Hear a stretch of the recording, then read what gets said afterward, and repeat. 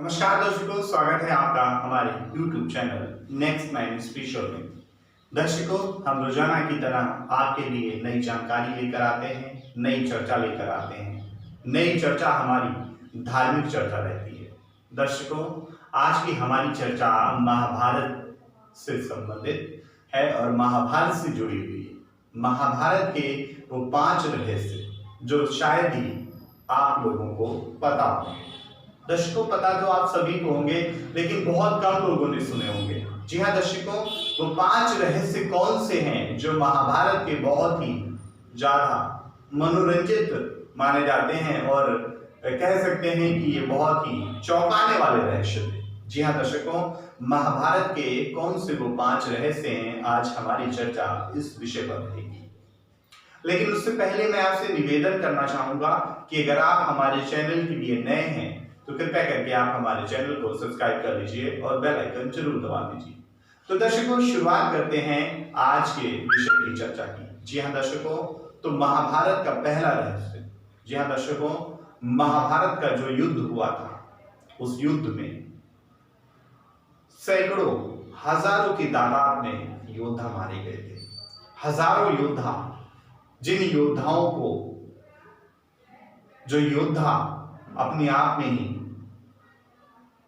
एक उदाहरण थे, जिनकी शौर्य गाथा जितनी कही जाए उतनी कम थी, जिनका बल हाथियों के बराबर था।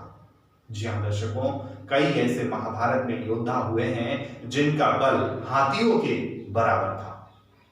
बर्बरी, घटोत्कच जैसे महाबलवान योद्धा, जिनको आज के जमाने में इंसानी रूप में देखा जाना मुश्किल ही नहीं, नामुमकिन है। तो दर्शकों, महाभारत में हर एक योद्धा किसी न किसी का अवतार माना जाता है, जो कह सकते हैं कि एक अंपायर, एक निर्णायक के रूप में श्री कृष्ण ने महाभारत में अपना योगदान निभाया। उन्होंने किसी की तरफ से शस्त्र नहीं उठाया, लेकिन उन्होंने पांडवों का भरपूर साथ दिया। तो दर्शकों, एक राज जो बहुत ही कम लोग जानते हैं। आपको पता है कि जब कौरवों की सेना पांडवों से परास्त होने लगी, तब दुर्योधन तिलमिला उठा। दुर्योधन, वही दुर्योधन जो कौरवों का सर्वश्रेष्ठ, कौरवों का ज्येष्ठ माना क्या वो था। तो दुर्योधन को चिंता हुई। दुर्योधन भीष्म पितामह के पास गए। कौन भीष्म पितामह? जो कौरव और पांडवों के पितामह थे, तात थे। अर्जुन उनको तात कहकर बुलाते थे। तो दर्शकों, जब दुर्योधन भीष्म पितामह के पास पहुंचता है और कहता है कि आप हमें पांडवों से हरवा रहे हैं, मतलब दुर्योधन को शक रहता है हमेशा कि इसके तरफ जितने भी योद्धा ये लड़ रहे हैं, ये उसकी पूरी तरीके से सहायता नहीं कर रहे, ये पूरी तरीके से उसके तरफ नहीं है। इनका बल तो उसकी तरफ है, लेकिन मन पांडवों की तरफ है। तो इस बात का उसको संदेह हमेशा रहता है और इस बात का उससे अफसोस भी रहता है कि उसका सपोर्ट क्यों नहीं करते। लेकिन वो अधर्मी था, इसलिए उसका सपोर्ट नहीं करते थे।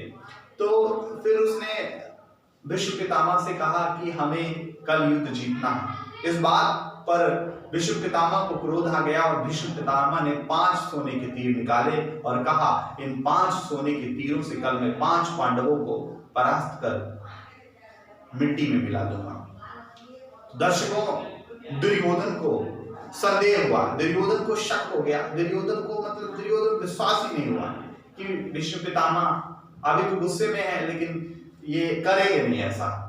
तो उन्होंने क्या किया, दुर्योधन ने क्या किया, उनसे वो 5 सोने के तीर ले लिए।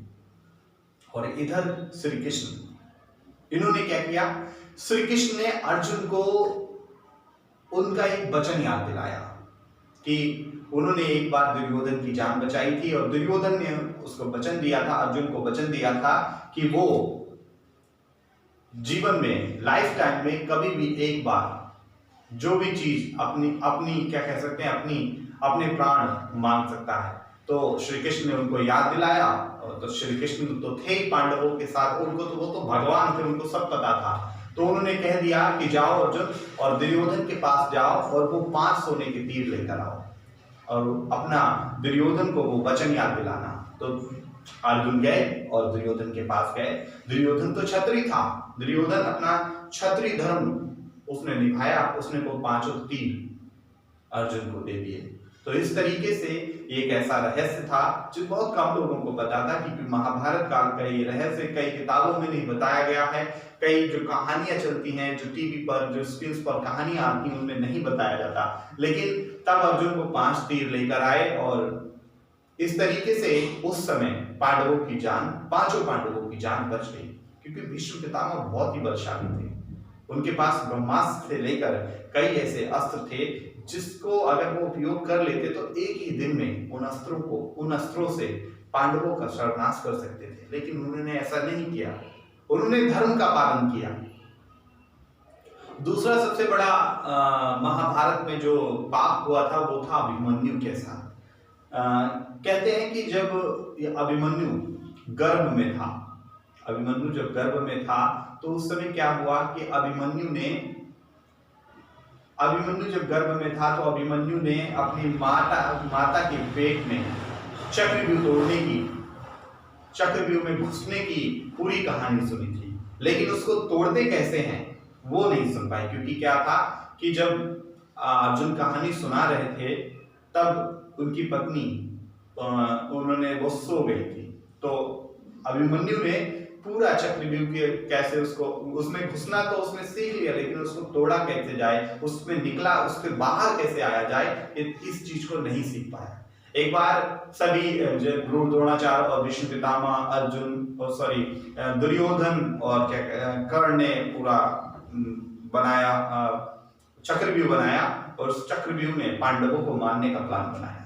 तो अभिमन्यु ने कहा कि मुझे चक्रव्यूह तोड़ना आता है, तो अभिमन्यु गए और चक्रव्यूह में घुस गए, लेकिन उनको घुसना तो आता था, तोड़ना नहीं आता था। तो क्या होता था कि रथी से रथी लड़ता था महाभारत में, महारथी से महारथी और गदाधारी से गदाधारी, धनुष से धनुष और भाले से भाला। लेकिन उस समय इस रूल को तोड़ दिया गया था। महाभारत में जब ये रूल तोड़ा गया तब सबसे ज्यादा महाभारत में तब से अन्याय हुआ। महाभारत में तभी से क्या कह सकते हैं कि महाभारत में सारे रूल ताक पे रख दिए।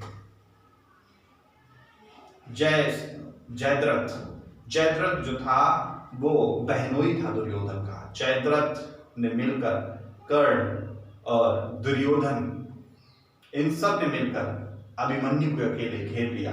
जब अभिमन्यु अकेले फंस गया तो इसको इन सभी महारथियों ने, सभी बलवानों ने मिलकर उसको अकेले मार दिया।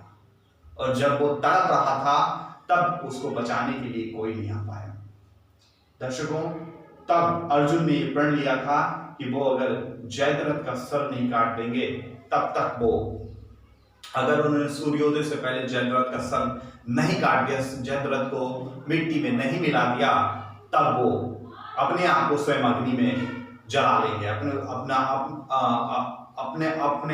अपने प्राण त्याग देंगे। तो दर्शकों, क्या हुआ कि उस समय क्या हुआ, जब वो जयद्रथ को ढूंढते, ये बात कौरवों को पता लग गई तो उन्होंने जयद्रथ को छुपा दिया। उन्होंने कहा एक तीर से 2 निशाने हो जाएंगे, जयद्रथ को भी छुपा देंगे तो अर्जुन तो स्वयं ही अग्नि समाधि ले लेगा और खत्म हो जाएगा। तो क्या हुआ कि उन्होंने जयद्रथ को छुपा लिया और फिर क्या किया, भगवान श्री कृष्ण की लीला देखिए। उन्होंने क्या किया कि सूर्य को उन्होंने, सूर्यास्त होने वाला था और उन्होंने सूर्य पर बादल ढक दिए। तो कौरवों ने सोचा कि अब तो सूर्यास्त हो चुका है, सूर्यास्त हो गया।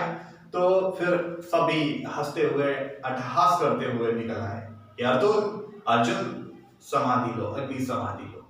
फिर श्री कृष्ण की लीला क्या हुई, श्री कृष्ण ने किया और सारे बादल हटा दिए, सूर्य निकल आया।